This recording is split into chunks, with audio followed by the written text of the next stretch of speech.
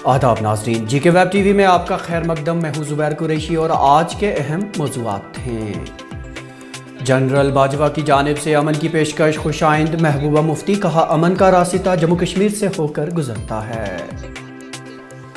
Hindu पाक के दरमियान जंगबंदी मुआहदे की पासदारी के बाद जंगजुओं की दरअंदाजी 100% कम। DG police Dilbag Singh. Corona मामलात में इजाफा बाइस तशवीश। मास्क न पहनने वालों पर होगा जुर्माना आयद। Deputy commissioner Srinagar. और एप्पल टाउन सोपुर में आग की वारदात, 6 रिहायशी मकान हुए खाकस्तर। और अब मौज़ूआत की तफसील। जम्मू कश्मीर की साबिक़ वज़ीर आला और PDP सदर महबूबा मुफ्ती ने पाकिस्तानी फ़ौजी सरबराह जनरल बाजवा की जानिब से अमन की पेशकश को खुशाइंद करार देते हुए कहा कि अमन का रास्ता जम्मू कश्मीर से होकर गुजरता है, इसलिए सबसे पहले जम्मू कश्मीर के मसले का कोई मुस्तकिल हल निकाला जाना चाहिए। मरकज़ की तरफ से भेजे जा रहे पार्लिमानी वफ्द को तनकीद का निशाना बनाते हुए महबूबा मुफ्ती ने कहा कि ऐसे वफूद से अमन की सर्टिफिकेट लेने का कोई मतलब नहीं बनता।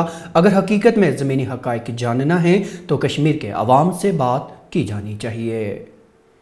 देखिए, हम समझते हैं अच्छी बात है जो जनरल बाजवा ने कल स्टेटमेंट दिया कि वो हिंदुस्तान के साथ अच्छे ताल्लुकात रखना चाहते हैं और पुरानी जो भी आपस में इनकी डिफरेंसेस है उनको भूलना चाहते हैं, अमन चाहते हैं। तो मेरा ये कहने का मकसद है कि जो अमन का रास्ता है वो जम्मू कश्मीर से ही गुजरता है। जब तक आप जम्मू कश्मीर के मसले को हल नहीं करेंगे, जम्मू कश्मीर में जुल्म जो आप ढा रहे हैं लोगों पे उसको ख़त्म नहीं करेंगे, जब तक आप जम्मू कश्मीर के जो रास्ते खोले हैं हमारे पाकिस्तान के साथ या दूसरे कश्मीर के साथ उस पर आवी जावी को दोबारा शुरू नहीं करेंगे, तो तब तक वाघा बॉर्डर पे आप कितना भी कारोबार करें, नए रास्ते कितने आप खोलें, तो इस खित्ते में अमन होना मुमकिन नहीं है।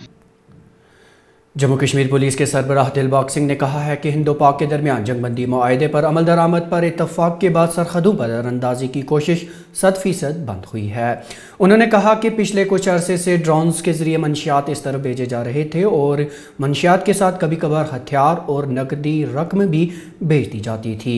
अगस्त 2020 में जनूबी कश्मीर का टी एहलिकार जो ज़िला कुलगाम से अगवा हुआ था के बारे में खुलासा करते हुए डीजी पुलिस ने कहा कि मुश्तबा जंगजुओं ने शायद उसे खलाक न कर दिया हो। उन्होंने मजीद कहा कि कोई भी सुराग मिलते ही मज़कूरा एहलिकार के अहल खाना को मतला किया जाएगा। इन बातों का इजहार आज शेर कश्मीर क्रिकेट स्टेडियम में खेले जाने वाले जोनल सतह के अंडर 19 T20 क्रिकेट टूर्नामेंट की इफ्तिताही तकरीब के दौरान उन्होंने किया।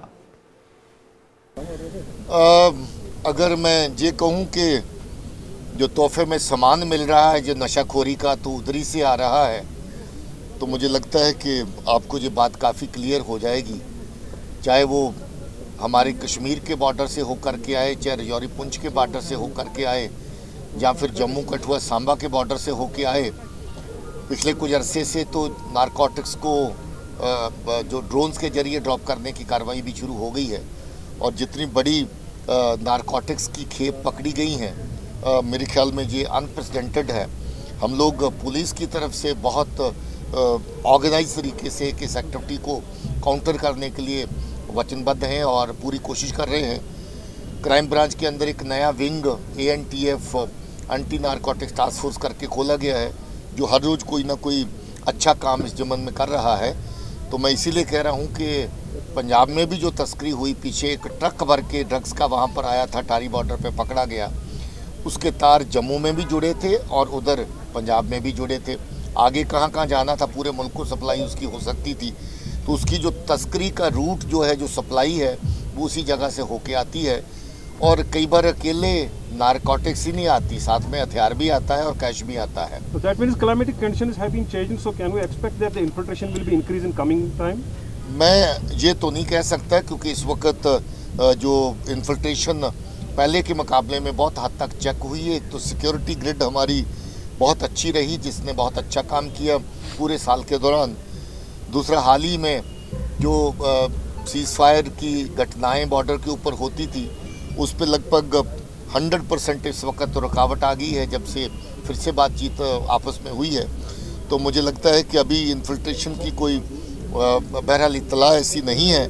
ऐसा होगा, मैं इसको अभी कमेंट नहीं करना चाहता, जिस वक्त ऐसी चीज़ें होंगी उसके लिए हम डीजी साहब शाकिर मंसूर के हवाले से मैं सवाल करना चाहूँगा, जो शोपियान के टेरिटोरियल आर्मी के थे, पिछले 8 महीने से वो मिसिंग है। क्या उनके वेयरअबाउट्स का कुछ पता चला? क्योंकि उनकी फैमिली जो है काफ़ी वरीड है अभी तक वो कहाँ मार के दफन किया गया और उसके बारे में क्या हकीकत है वो पूरी तरह मालूम नहीं है। हम लोग लोकल लेवल पे पुलिस पूरी कोशिश कर रही है, जब भी कोई ऐसी इतला होगी फैमिली के साथ शेयर की जाएगी। महकमा मौसमियात ने आज जम्मू कश्मीर और लद्दाख के लिए मौसमी एडवाइजरी जारी की, जिसके मुताबिक मौसम की खराबी के पेश नज़र श्रीनगर जम्मू कौमी शाहरा भी बंद हो सकती है। महकमा मौसमियात का कहना है कि 2 मगरबी हवाएं जम्मू कश्मीर में दाखिल होकर 21 मार्च से सरगर्म रहेंगी, जिसके नतीजे में बारिशें या बर्फ़ हो सकती है। उन्होंने कहा कि यह सिलसिला 22 और 23 मार्च के दरमियान पूरे अरूज पर पहुँच सकता है।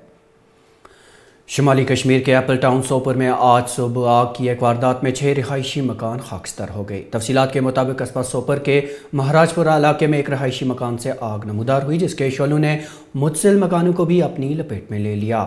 इस वारदात में 4 रिहायशी मकान मुकम्मल तौर पर जबकि 2 जुज़वी तौर पर खाकस्तर हुए। वादी कश्मीर में कोरोना वायरस के मामलात में एक बार फिर से इजाफा देखने में आया। ताज़ा इदाद-ओ-शुमार के मुताबिक इन मामलात में रोज़ाना की बुनियादों पर एक हफ्ते में 64% का इजाफा दर्ज हुआ है। इस ज़िम्न में आज श्रीनगर की ज़िला इंतज़ामिया ने एक मीटिंग मुनक्किद की, जिस दौरान कोरोना के फैलाव और रहनुमा खतूत पर अमल पैरा न होने पर तशवीश का इजहार किया गया। डिप्टी कमिश्नर श्रीनगर मोहम्मद एजाज असद ने रहनुमा खतूत पर अमल करने की अपील करते हुए तंबीह किया कि मास्क का इस्तेमाल न करने वालों पर अब जुर्माना आयद किया जाएगा और इसके लिए बाज़ाबिता नोटिफिकेशन भी जारी किया जाएगा। देखिए, आज ही हमने कोविड जो प्रोटोकॉल है उसको लेकर एक मीटिंग कन्वीन की है डीसी ऑफिस में। ये बात आपकी सच है कि जो कोविड प्रोटोकॉल है पब्लिक के बीच में उतना स्ट्रिक्टली फॉलो नहीं हो रहा है। अगर हम देखें तो ज़िला श्रीनगर में फरवरी के महीने में जहां 30 के करीब केस 30s में रहते थे, वहीं आज 70+ केसेस पर डे आ रहे हैं और ट्रेंड जो है वो राइजिंग है।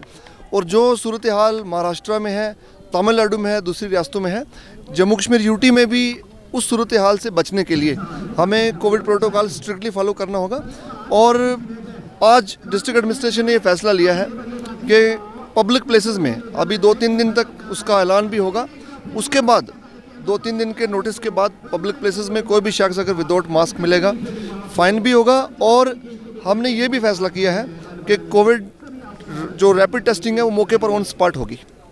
तो लिहाजा मेरी गुजारिश है तमाम श्रीनगर शहर के तमाम निवासियों से, मैं मुतबाना गुजारिश करता हूँ कि अपने लिए, अपने ख़ानदान के लिए, अपने समाज के लिए और पूरे श्रीनगर के लिए खुदा के लिए बराए मेहरबानी आप मास्क पहनिए और जो कोविड प्रोटोकॉल है उसको स्ट्रिक्टली फॉलो करें।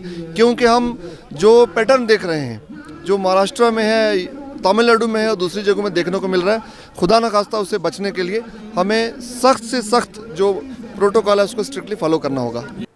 और आखिर पर यह खबर कि जेकलाई सेंटर रंगरेज श्रीनगर में आज पासिंग आउट कम अटेस्टेशन परेड मुनक्किद हुई, जिसमें जम्मू कश्मीर के मुख्तलिफ इलाकों के 409 नौजवानों ने इंडियन आर्मी में शामिल होने के लिए 1 साल की सख्त ट्रेनिंग मुकम्मल कर ली।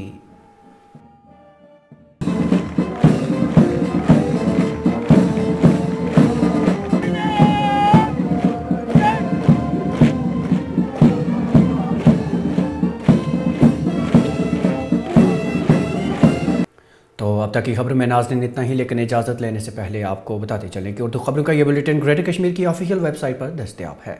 इसके साथ साथ समाजी राब्ते की वेबसाइट यूट्यूब, फेसबुक, इंस्टाग्राम और ट्विटर पर भी आप इसे देख सकते हैं। ज़ुबैर कुरैशी और जीके वेब टीवी की पूरी टीम को दीजिए इजाज़त। खुदा हाफिज़।